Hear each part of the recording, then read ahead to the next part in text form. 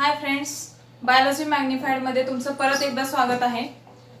जसं मी मागच्या लेक्चरमध्ये एनालिसिसच्या लेक्चरमध्ये बोलले होते की आपण जेनेटिक्स वरती नेक्स्ट लेक्चर घेणार आहोत। तर त्याच्यामधला फर्स्ट टॉपिक काय आहे? Genetic basis of inheritance. आता ह्याचं वेटेज सुद्धा मी तुम्हाला सांगितले, ह्याच्यामधून किती क्वेश्चन येतात, नीटला किती येतात, सीईटीला किती येतात। आता आपण डायरेक्टली सुरू करूयात। जेनेटिक बेसिस ऑफ इनहेरिटन्स आपल्याला माहिती आहे दोन पार्ट मध्ये डिवाइड होतो। पहिला काय पार्ट आहे? मेंडेलियन इनहेरिटन्स हा पहिला पार्ट आहे, राईट। त्याच्यानंतर दुसरा पार्ट काय होतो? डेविएशन्स फ्रॉम मेंडेलियन रेशो, बरोबर। मग आता ह्या दोन पार्ट मध्ये मग त्याच्यामधला जो पहिला आहे, कुठला तुमचा पहिला पार्ट येणार आहे तर हा मेंडेलचा जो सेक्शन आहे त्याच्यामध्ये काय काय येणार आहे, मग त्यांनी काय वापरलं, टर्मिनॉलॉजीज, प्लांट कुठलं वापरलं, त्याच्यानंतर त्याचे सगळे फीचर्स, कॅरेक्टर्स, जे 7 कॅरेक्टर्स आपण घेतो, त्याच्यानंतर सगळ्या टर्मिनॉलॉजी ज्या जेनेटिक्स मध्ये यूज होणार आहेत त्या, आणि त्याचे क्रॉसेस, मोनोहायब्रिड, डायहायब्रिड आणि ट्रायहायब्रिड क्रॉसेस, हे सगळं कशामध्ये येणार आहे? आपल्या मेंडेलियन इनहेरिटन्स मध्ये येतं। आता आपण डायरेक्टली क्वेश्चनला सुरुवात करूयात। आता बघा, लेक्चरचा फॉर्मॅट कसा राहील तर आपला एक जो क्वेश्चन आहे तो नीट बेस असेल किंवा नीट मध्ये जुना आलेला प्रश्न असेल, एक प्रश्न असेल तो सीईटी मध्ये आलेला असेल, महाराष्ट्र सीईटी मध्ये, तर असं अल्टरनेटिव्ह राहणार आहे, एक नीट मधला एक सीईटी मधला असा आपण प्रश्न घेणार आहे आणि प्रश्नानंतर ऑप्शन्स डिस्कस करणार आहोत ज्याच्यामधून अजून कसा क्वेश्चन बनवू शकतो तर हे आपण डिस्कस करणार आहे, जेणेकरून व्हरायटीज ऑफ क्वेश्चन सोडवताना तुम्हाला ती प्रॉपर प्रोसेस डेव्हलप होईल। ठीक आहे, तर आता आपण स्टार्ट करूयात। फर्स्ट क्वेश्चन बघा, जो नीट 2017 मधून विचारला गेला होता। बघा, which one from those given below is the period for Mendel hybridization? आता काय विचारलंय? पिरियड विचारलाय, टाइम पिरियड विचारलाय, आणि कशाचा विचारलाय? मेंडेल्स हायब्रिडायझेशन एक्सपेरिमेंट्सचा विचारलाय। बघा, इन जनरल जो टाइम पिरियड आहे तो मेंडेलचा किती आहे? 1822 ते 1884। आपण जेव्हा स्टेट बोर्ड मध्ये बघतो, जिथं मेंडेलची आपल्याला इंट्रोडक्शन दिली तिथं हा टाइम पिरियड दिलाय। मग बऱ्याचदा मुलं हे लक्षात ठेवतात, विचारलंय काय? बघा, प्रश्न दिसताना सोपा दिसतोय बट आपल्याला थोडासा ट्रिकी आहे। तो कसा ट्रिकी आहे तर मेंडेल्स हायब्रिडायझेशन एक्सपेरिमेंट, तुम्हाला विचारलंय हायब्रिडायझेशन एक्सपेरिमेंटचा पिरियड कधीपासून कधी झाला। आता आपल्याला माहितीये त्यांनी काय केलंय, स्टार्ट केलेला 56 ला स्टार्ट केला होता, बरोबर। 1856 ला स्टार्ट केला होता आणि एंड कधी केला होता? ओके, त्याच्या अगोदर आपण ऑप्शन्स बघूयात। पहिला काय ऑप्शन आहे? 1856 ते 1863, दुसरा 1840 ते 1850, त्याच्यानंतर आहे 1857 ते 1869 आणि 1870 ते 1877। आता लॉजिकली बघा, 1822 ते 1884 असं जरी बघितलं तरी हा असू शकणार नाही, कारण एंड मध्ये त्याचं नव्हतं झालं। ठीक आहे, आता बघूयात। आता आपल्याला त्याचा टाइम पिरियड माहिती आहे 1822 ते 1884, आणि एक महत्त्वाची गोष्ट आपल्याला माहिती असते की त्यांनी कधी स्टार्ट केलंय तर 1856 ला स्टार्ट केलंय, आणि 1865 ला, बघा, 1856 ला स्टार्ट करून 1865 ला त्यांनी काय केलं, त्याचे जे काही रिझल्ट्स मिळाले ते सगळे एका पेपर मध्ये रिप्रेझेंट केलेत। हे पेपरचं नाव आहे, त्यानं जे रिप्रेझेंट केलं त्या पेपरचं नाव काय आहे? एक्सपेरिमेंट्स इन प्लांट हायब्रिडायझेशन, हा त्याचा पेपर होता। हे कधी झालं? 1865 ला। आणि अजून एक इम्पॉर्टंट गोष्ट आहे जी 1866 ला झाली, तर हे काय आहे? जर्नल आहे। हे नाव कशाचं आहे? जर्नलचं। मग आता बघा, annual proceedings of natural history society, हे नाव कशाचं आहे? एका जर्नलचं आहे, आणि ह्या जर्नलने 1866 मध्ये काय केलं? ह्याचं जे वर्क आहे किंवा हायब्रिडायझेशन एक्सपेरिमेंट जे आहेत ते काय केले? पब्लिश केले। ह्या दोन गोष्टींमधला फरक लक्षात ठेवायचा आहे। बघा, आता मग हे आपण का घेतलं क्वेश्चन डिस्कस करताना, कारण ह्याच्यावरती असा प्रश्न येऊन झालाय। तर बघा, सीईटीतले प्रश्न बऱ्यापैकी नीटला फॉलो करतात, तर मग आपल्याला ह्याच्यावरून एक डायरेक्शन मिळेल की ह्याच्यावरती अजून कसा प्रश्न तयार होऊ शकतो। तर हा काय आहे? त्याचा स्वतःचा पेपर आहे ज्याच्यामध्ये त्यांनी रिप्रेझेंट केलं, आणि हे काय आहे? जर्नल आहे ज्यांनी त्याचं वर्क पब्लिश केलं, तर ह्याच्यावरती नेक्स्ट क्वेश्चन बनवू शकतो। प्लस आपल्याला त्याचे इयर्स पण, बघा, 65 ला त्यांनी रिप्रेझेंट केला, 66 ला पेपरनी पब्लिश केलं, तर हे व्यवस्थित लक्षात ठेवायचं। आणि हा स्ट्रेट फॉरवर्ड क्वेश्चन आहे, डायरेक्टली तुम्हाला हे दिलंय ऍज इट इज बुक मध्ये आणि त्याच्यावरून तुम्हाला सोडवायचंय। डायरेक्टली हे आठवलं म्हणून क्लिक करायचं नाही, तसं ऑप्शनही नाहीये। ठीक आहे, आता आपण दुसरा प्रश्न बघूयात जो की महाराष्ट्र सीईटी 2016 मध्ये विचारला गेला होता। काय प्रश्न आहे बघा, 2 अल्टरनेटिव्ह फॉर्म्स ऑफ जीन और alleles are located on dash. आता आपल्याला माहितीये टर्मिनॉलॉजीज मध्ये आपण अलील किंवा अलिलोमॉर्फची डेफिनेशन बघितली। काय म्हणतो आपण? To or more alternative forms of gene और अलील, ह्याला आपण अलिलोमॉर्फ किंवा अलील म्हणतो. तर हे माहिती आपल्याला. आता इथं काय विचारलंय, आर लोकेटेड ऑन, लोकेटेड विचारले, त्याची पोझिशन विचारली. बघा वर्ड आहे to or more alternative forms, तर ऑब्विसली दोन वेगवेगळ्या क्रोमोझोम वरती असणार आहे. मग आता बघा ऑप्शन्स बघूयात. Identical लोकाय of the same chromosome, आपल्याला माहिती आहे हे सेम क्रोमोझोम वरती नसतात, अल्टरनेटिव्ह फॉर्म्स आहेत. त्याच्यानंतर काय आहे, non identical लोकाय of the same chromosome, ह्याच्या सेम क्रोमोझोम मुळे हा ऑप्शन एलिमिनेट झाला, ए सुद्धा आणि बी सुद्धा. आता थर्ड वन काय आहे, identical लोकाय of the homologous chromosome, हा एक ऑप्शन आहे. आणि फोर्थ काय आहे, non identical लोकाय of the homologous chromosome. बघा आता इथं नॉन आयडेंटिकल, दोन्हीमध्ये होमोलॉगस क्रोमोझोम हा वर्ड वापरलाय. होमोलॉगस क्रोमोझोम म्हणजे काय, जे स्ट्रक्चरली आणि मॉर्फोलॉजिकली सिमिलर क्रोमोझोम असतात त्यांना आपण काय म्हणतो, होमोलॉगस क्रोमोझोम म्हणतो. मग आपल्याला इथं सरळ माहिती आहे की आयडेंटिकल लोकाय आहे आणि कुणाचं, होमोलॉगस क्रोमोझोमचं. तर आपला ऑप्शन जो आहे तो आहे सी, आणि हा ऑप्शन आपला इलिमिनेट होतो कारण नॉन आयडेंटिकल लोकाय दिले. आता आपण थर्ड क्वेश्चन घेऊया. बघा काय सांगितलंय, among the following characters which one was not considered by Mendel in his experiments on pea plant. नीट 2017 चा प्रश्न आहे. आता बघा काय विचारलंय, कुठले कॅरेक्टर्स कन्सिडर केले नव्हते. आता कुठले केले होते हे सगळं आपल्याला माहिती आहे, 7च्या 7 कॅरेक्टर्स तुम्हाला पाठ आहेत. ठीक आहे, मग आता बघा स्टेम, टॉल और डॉर्क, ट्राइकोम्स, ग्लैंडुलर और non glandular, seed, green, yellow, pod, inflated और कन्स्ट्रिक्टेड. आता हे सगळं वाचायचं आणि मग ऑप्शन सोडवायचा, हा एक पर्याय राहतो.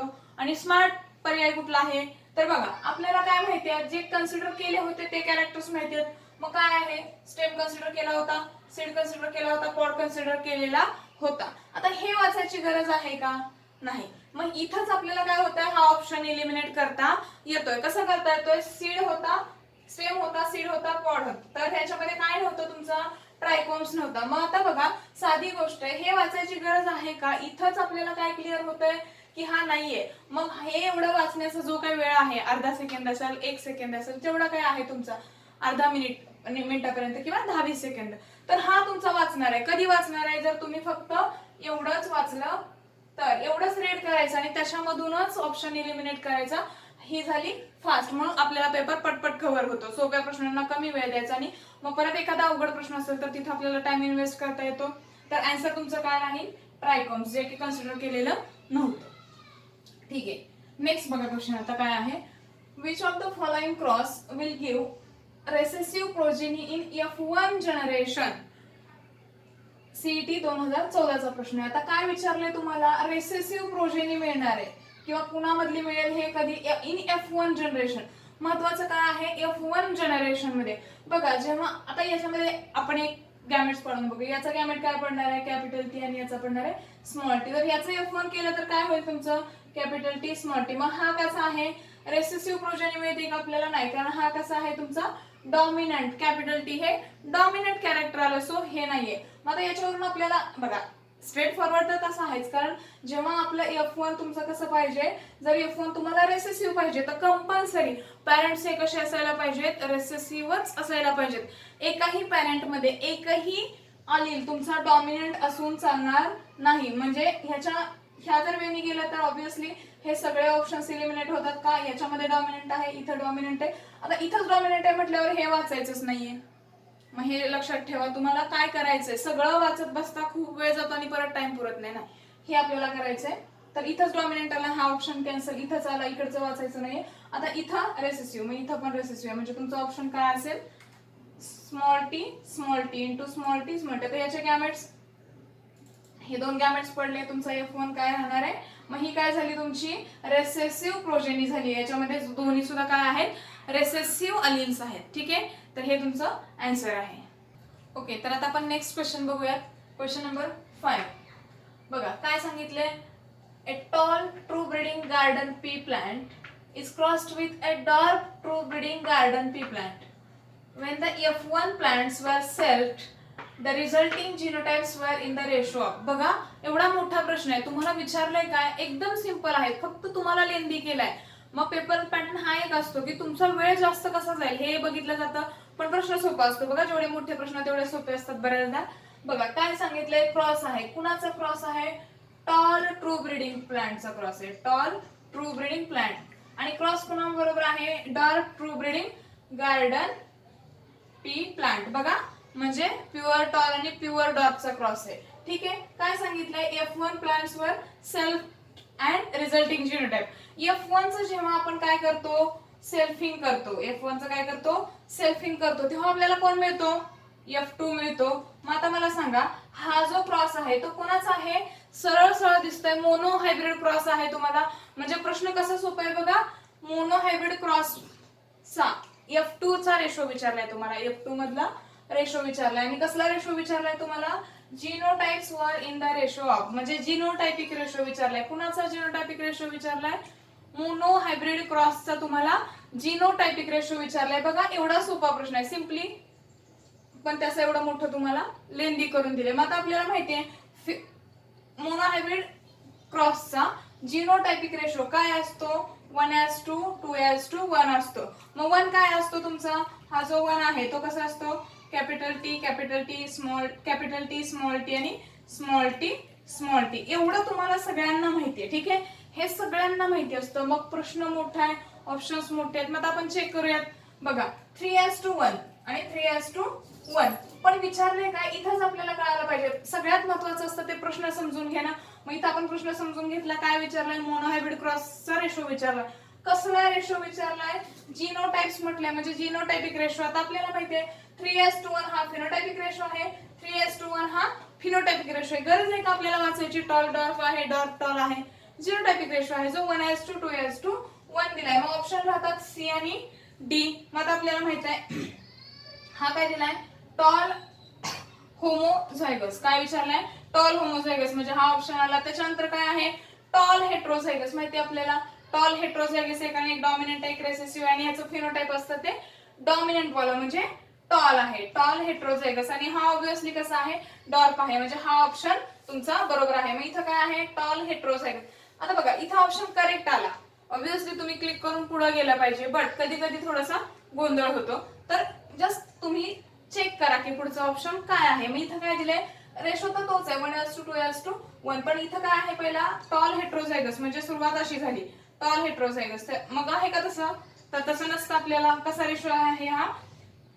प्युअर टॉल हेट्रोझायगस टॉल आणि प्युअर डॉर्फ म्हणजे हा आला टॉल होमोझायगस, टॉल हेट्रोझायगस आणि डॉर्फ. मग तुमचा ऑप्शन असेल सी. तर हे झालं एलिमिनेशन टेक्निक. हे व्यवस्थित लक्षात घ्या. तुम्हाला प्रश्न समजून घेतल्यानंतर जीनोटाइपिक रेशो विचारलाय तर हे ऑप्शन इकडे वाचत बसायचं नाही, कारण जीनोटाइपिक रेशो काय आहे ते तुम्हाला माहितीये. तर हा झाला क्वेश्चन नंबर 5 जो की नीट 2016 मध्ये आला होता. नेक्स्ट क्वेश्चन बघूयात आपण आता. महाराष्ट्र सीईटी 2015 मध्ये आलेला क्वेश्चन आहे. बघा काय आहे? In the first step of monohybrid cross experiment Mendel selected pea plants which were. काय विचारलंय? Pure tall as a male, pure dwarf as a female, pure tall as a female, pure dwarf as a male. हे दोन options आहेत. आणि next option काय आहे? Heterozygous tall as a male आणि pure dwarf as a female. Fourth option काय सांगतोय? Heterozygous tall as a female आणि pure dwarf as a male. आता तुम्हाला माहितीये विचारलंय काय बघा? First step of monohybrid cross. First step म्हणजे आपण कुठलं जनरेशन घेतो? पॅरेंट जनरेशन घेतो, पी जनरेशन. तर पी जनरेशनला आपल्याला माहितीये काय होतं रे? एक तर आपल्याला एवढ्या दोन गोष्टी माहिती आहेत. Capital T cross with small T. बरोबर? हे तर आपल्याला माहितीये. याच्या इथं लिहिले तुमची ही काय आहे? फिमेल आहे आणि हे काय? हा काय आहे तुमचा? मेल आहे. म्हणजे काय आहे तुमचा? Pure tall. हे काय आहे? सॉरी, प्युअर टॉल ही काय आहे? फिमेल आहे आणि प्युअर डॉर्फ ही काय? हा काय आहे तुमचा? मेल आहे. मग तसा ऑप्शन कुठे आहे? बी ऑप्शन आहे. Pure tall as a female आणि pure dwarf as a male. मग ऑप्शन राहतो तुमचा बी. तर हे लक्षात ठेवायचंय. सगळ्या गोष्टी सोप्या असतात. तुमचं बेसिक्स क्लिअर असलं की बरेचसे प्रश्न सुटतात. बेसिक वरच ऑलमोस्ट सगळं आहे. तर हे लक्षात घ्यायचं. मेन काय आहे? बेसिक क्लिअर पाहिजे, प्रश्न नीट समजून घेतला पाहिजे आणि ऑप्शन स्मार्टली एलिमिनेट केले पाहिजे. तर हे त्याचं आन्सर आहे. ओके, तर आता आपण या व्हिडिओमध्ये 6 प्रश्न बघितले. नेक्स्ट जो व्हिडिओ असेल त्याच्यामध्ये मेंडेलियन इनहेरिटन्स वरचे गॅमेट्स वरचे सगळे प्रश्न राहतील. त्याच्यामध्ये मग गॅमेट्स कसे पडतात, किती पडतात, मग त्याचे फॉर्म्युलेज काय आहेत, आणि जिनोटायपिक रिकॉम्बिनंट आणि फिनोटायपिक रिकॉम्बिनंट हे काय प्रपोर्शन आहे मोनोहायब्रिड आणि डायहायब्रिड मधला, त्याच्यावरचे प्रश्न राहतील. आणि त्याच्यानंतरचा जो व्हिडिओ आहे तो डेव्हिएशन्स वरती असेल. तर असेच क्वालिटी व्हिडिओ आणि एक्झाम ओरिएंटेड व्हिडिओ पाहण्यासाठी माझा चॅनल सबस्क्राईब करा आणि शेअर करा. Thank you friends.